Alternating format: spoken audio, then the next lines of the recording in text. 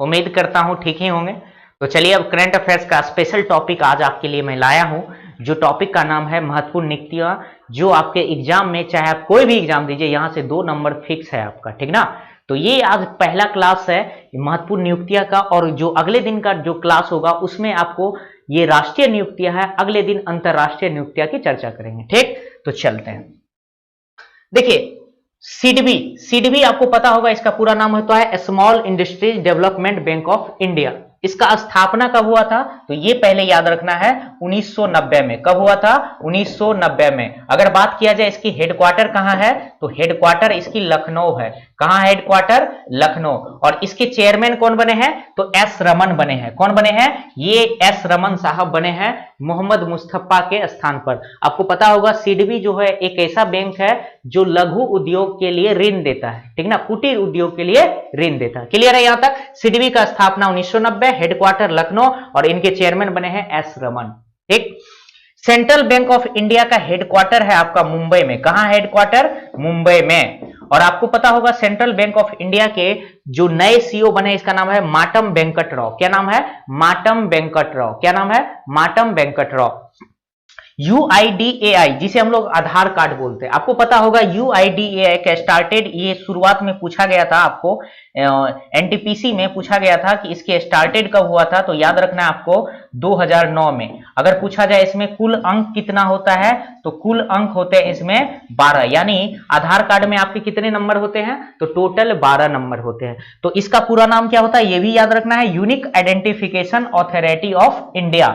यानी जो यूआईडीएआई है इनके नए सीईओ बने हैं सौरभ गर्ग, और इसी को हम लोग क्या बोलते हैं, आधार कार्ड। आधार कार्ड की शुरुआत हुआ था 2009 में, ये आपके एनटीपीसी में पूछ चुका है। इसमें कुल अंक कितने हैं, 12 है। आगे बढ़े, चलिए देखिए राष्ट्रीय स्वास्थ्य प्राधिकरण जिसे हम लोग बोलते हैं नेशनल हेल्थ अथॉरिटी, ठीक ना।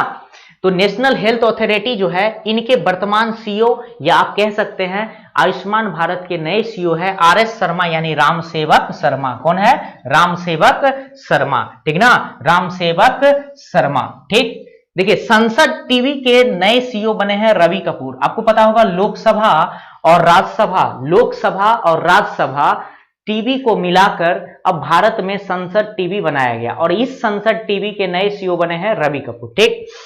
वित्त सचिव, भारत के वित्त सचिव कौन बने हैं, टीवी सोमनाथन। आपको पता होगा अजय भूषण पांडे का स्थान लिया है। और भारत की अगर विदेश सचिव की बात किया जाए तो विदेश सचिव कौन है, तो हर्षवर्धन श्रृंगला है। कौन है, हर्षवर्धन श्रृंगला। विदेश सचिव कौन है, हर्षवर्धन श्रृंगला, ठीक ना।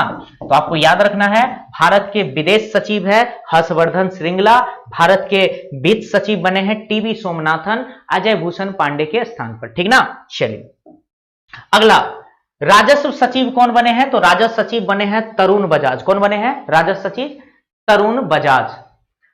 राष्ट्रीय सुरक्षा परिषद के अध्यक्ष कौन है, एसएन सुब्रमण्यम। कौन है, एसएन सुब्रमण्यम। राष्ट्रीय सुरक्षा परिषद के अध्यक्ष बने हैं एसएन सुब्रमण्यम। और जब राष्ट्रीय सुरक्षा सलाहकार की बात किया जाए उनके प्रमुख है अजित डोभाल। क्लियर। भारत के मुख्य सांख्यिकीविद कौन है, तो जीपी सामंत। आप मुझे ये बताओ भारतीय सांख्यिकी संस्थान का मुख्यालय कहां है, क्योंकि आपको सांख्यिकी दिवस मनाया जाता है कब, ये भी आपको बताना पड़ेगा, लेकिन वह पीसी महालनोबिस के जन्म पर। हम लोग अगले क्लास में इसकी चर्चा करेंगे, ठीक है। आप लोग कमेंट सेक्शन में कमेंट करिएगा। तो भारत के मुख्य सांख्यिकीविद है जीपी सामंत। कौन है, जीपी सामंत। क्लियर है। अब बात आती है राष्ट्रीय अनुसूचित जाति आयोग यानी एससी आयोग, शेड्यूल कास्ट आयोग के अध्यक्ष कौन बने हैं, विजय सांपला। कौन बने हैं, विजय सांपला, ठीक ना। अब ये देखिए अटल इनोवेशन मिशन, देखिए अटल इनोवेशन मिशन जो है यह नीति आयोग द्वारा संचालित है, और इनके नए महानिदेशक बने हैं डॉक्टर चिंतन वैष्णव। कौन बने हैं, चिंतन वैष्णव। अब बात आती है नाडा। नाडा क्या है, जो खेल में अगर कोई दवा है, जैसे मान लीजिए खेल में कोई खिलाड़ी है, खेल में क्या करेगा कि वह एनर्जी लेकर, जैसे मान लीजिए बिहार दरोगा का दौर है, अब वो दौड़ में क्या करेगा कि एक एनर्जी लेकर जाएगा और एनर्जी को पिएगा और दौड़ते जाएगा, तो इस वजह से तो वो तो फ्लॉप हो जाएगा। क्यों, क्योंकि आपको उसी प्रकार से हर खिलाड़ी अगर खेल में खेल स्पॉट पर घूमने मतलब जाने से पहले अगर वह क्या करे कि पहले वो एनर्जी ड्रिंक ले लेगा और तब जब वहां जाएगा, तब तो वो तो सरासर गलत है ना। नेचुरली ताकत के अनुसार ना होना चाहिए खेल। तो इसलिए नाडा और वाडा जैसी एक संस्था काम करती है। इस नाडा का स्थापना हुआ था कब, तो याद रखना है 2005 में। कब हुआ था, 2005 में। अगर हेडक्वार्टर की बात किया जाए तो नई दिल्ली है। और नाडा का याद रखिएगा ब्रांड एम्बेसडर है आपका, इस नाडा का ब्रांड एम्बेसडर है सुनील सेठी। कौन है ब्रांड एम्बेसडर, सुनील सेठी, सुनील सेठी, ठीक ना। नाडा के ब्रांड एम्बेसडर है सुनील सेठी। फिर से सुनिएगा, नाडा का पूरा नाम होता है नेशनल एंटी डोपिंग एजेंसी।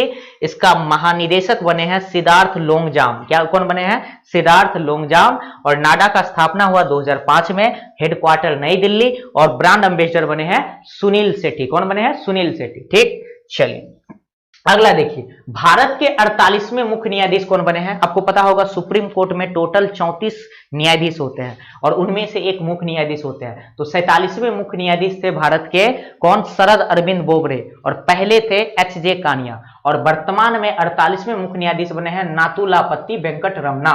ये जो नाथुलापति वेंकट रमना है ये आंध्र प्रदेश का है, ठीक है, ये आंध्र प्रदेश का है नाथुलापति वेंकट रमना। 24वें मुख्य चुनाव आयुक्त कौन बने हैं, सुशील चंद्रा। सुनील अरोरा के स्थान पर बने हैं।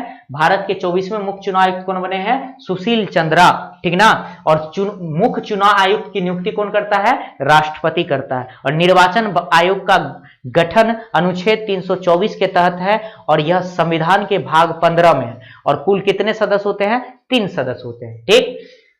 देखिए, national council of applied economic research की पहली महिला महानिदेशक कौन बनी है, पूनम गुप्ता। ये जो पूनम गुप्ता है वर्ल्ड बैंक में यह एक प्रकार से अर्थशास्त्री भी रह चुकी है। National council of applied economic research की पहली महिला महानिदेशक बनी है पूनम गुप्ता। क्लियर है यहां तक, चलिए